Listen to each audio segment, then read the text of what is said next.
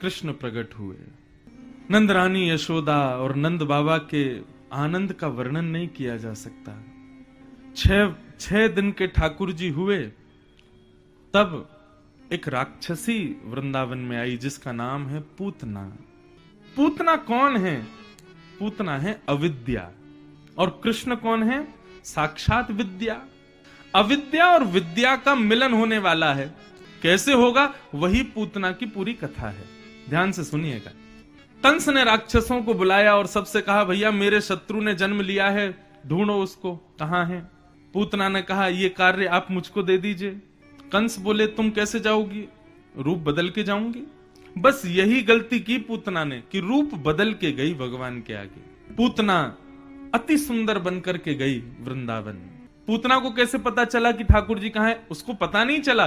वो 10 दिन के अंदर जितने बालकों ने जन्म लिया सबके घर जाती है, बालकों को बधाई देने के माध्यम से, खिलाने के माध्यम से अपनी गोद में लेती है, चुपके से अपना पयोधर पान करा देती है। पयोधर में विष लगा होता है, उसको पीते ही बालक मर जाता है। इस प्रकार असंख्य बालकों को मारते हुए पूतना गोकुल पहुंची।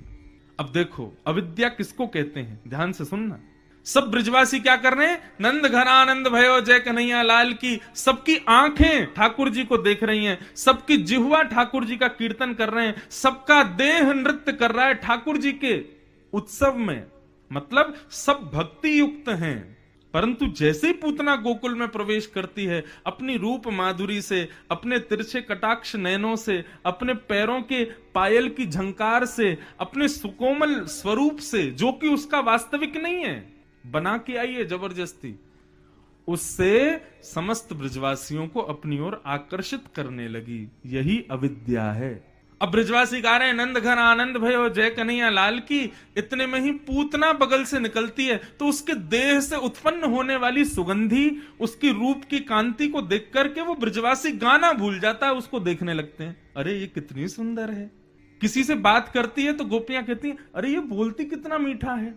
उसकी गजगामिनी चाल, उसकी चाल को देख करके कितने ब्रजवासी तो लट्टू हो गए पूतना पे। कई तो ये खोजने निकल गए, देखो तो सही इसका ब्याह हुआ कि नहीं, नहीं हुआ हो तो हम अपना नंबर लगा लें। इतनी सुंदर बन के गई पूतना। पूतना आई, पूतना के रूप को देख करके सब मोहित हो गए।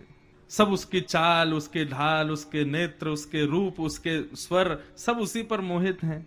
इतने में ही पूतना प्रवेश करती है और कुछ गोपियों से पूछती है, अरे बहन जरा यो बताओ ये नंद भवन कहाँ को है?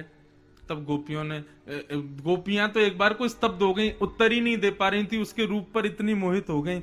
पुत्रा ने कही, अरे बहन मैं तुमसे पूछ रही हूँ ये नंद भवन कहाँ है? तब एक ने बताया, बोले ये 2 यमलार्जुन के जो वृक्ष है ना, ये जहां खड़े हैं तुमको दूर से दिखाई दे रहे हैं, ये नंद भवन में ही हैं। आप इनको देख के चली जाओ। यमलार्जुन के वृक्षों को देखते हुए पूतना गई और नंद भवन में पहुंच गई। अब बंधुओं यहां पर वर्णन है कि ब्रजवासियों की तो बहुत दूर की बात है, लेकिन भगवान की परम सुखदाई मां यशोदा भी पूतना के रूप पर मोहित हो गई। जैसे ही पूतना आई, पूतना के आते ही यशोदा मैया ने कहा, इतनी सुंदर। अरे विधाता, यदि इस पूतना की भी कोई बालिका होगी ना, तो इस सुंदरी की भी कोई बालिका होगी भी ना, तो मैं अपने लाला को वही से ब्याह करा दूंगी। क्यों? मैया इतनी सुंदर है तो बालिका कितनी सुंदर होगी। भगवान मनी मन विचार करने लगे, बोले मैया को तुम हमारी सासू मां बनाना चाह रही हो, मारने आई है हमको।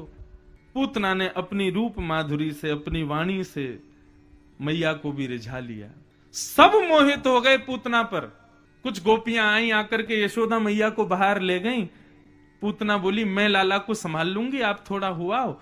लेकिन जैसे ही पूतना ने ठाकुर जी को गोद में लिया, 6 दिन के हैं अभी कन्हैया, सब जिसके रूप पर आकर्षित हो गए, वो कन्हैया जब पूतना की गोद में जाते हैं तो अपने नेत्रों को बंद कर लेते, नहीं देखते। तू भले ही बहुत सुंदर कपड़े पहन के आई है, भले ही तुझमें से बहुत महक आ रही है, तू भले ही बहुत सुंदर श्रृंगार करके आई है, लेकिन मैं तुझे नहीं देखूंगा। क्यों?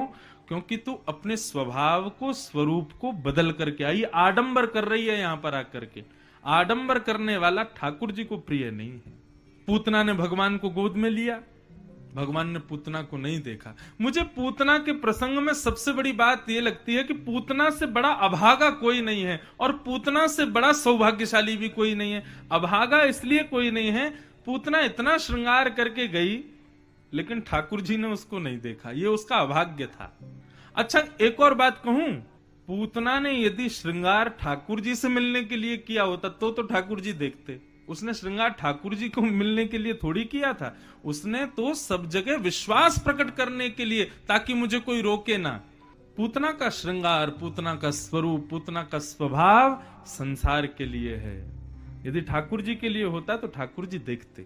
पूतना ने अपना पयोधर भगवान के मुखमंडल में दिया, भगवान ने विष को पिया, उसके दुग्ध को पिया, उसके पुण्यों को पिया, पापों को पिया, रस तत्वों को पिया, और पीते पीते पीते पीते पीते पीते ठाकुर जी ने अंत में कस करके पूतना के प्राणई शमम रोष शमन वितो पिबत, ठाकुर जी ने पूतना के प्राणों को निकालना शुरू किया। और जैसे ही पूतना के प्राण निकलने लगे, थोड़ी देर तो पूतना बैठी रही, लेकिन थोड़ी देर बाद व्याकुल होने लगी, घबराहट होने लगी, पसीना युक्त होने लगी, धीरे धीरे उसका सारा मेकअप धुल गया। ये विशाल नेत्र, बड़ी बड़ी भौहें, बड़े बड़े कान, काला कलूटा स्वरूप, बड़ी बड़ी जटाएं, बड़े बड़े दांत, नाखून आदि राक्षसी रूप में प्रकट हो गई पूतना। भगवान ने जैसे ही प्राणों को निकाला है, अरे बालक छोड़, अरे लाला छोड़, अरे बालक छोड़, चिल्लाने लगी। तो 6 दिन के कृष्ण, अभी दांत भी नहीं निकले, दांत भी तो बहुत दिन बाद, क्या 6 दिन का बालक तो स्वयं को संभाल भी नहीं पाता, लेकिन 6 दिन के ठाकुर जी बोल पड़े, मौसी जी हम पे तो पकड़वो ही आवे, छोड़वो ना आवे। और एक बार जाकू पकड़ लेना तो फिर ठिकाने लगा के छोड़ें। कभी कभी लगता है पूतना के प्राण तो भगवान के स्वर सुन के ही निकल गए होंगे, 6 दिन का बालक बोल रहा है। और पूतना का विशाल विकराल स्वरूप नंद भवन के पीछे जाकर के गिर पड़ा। पूतना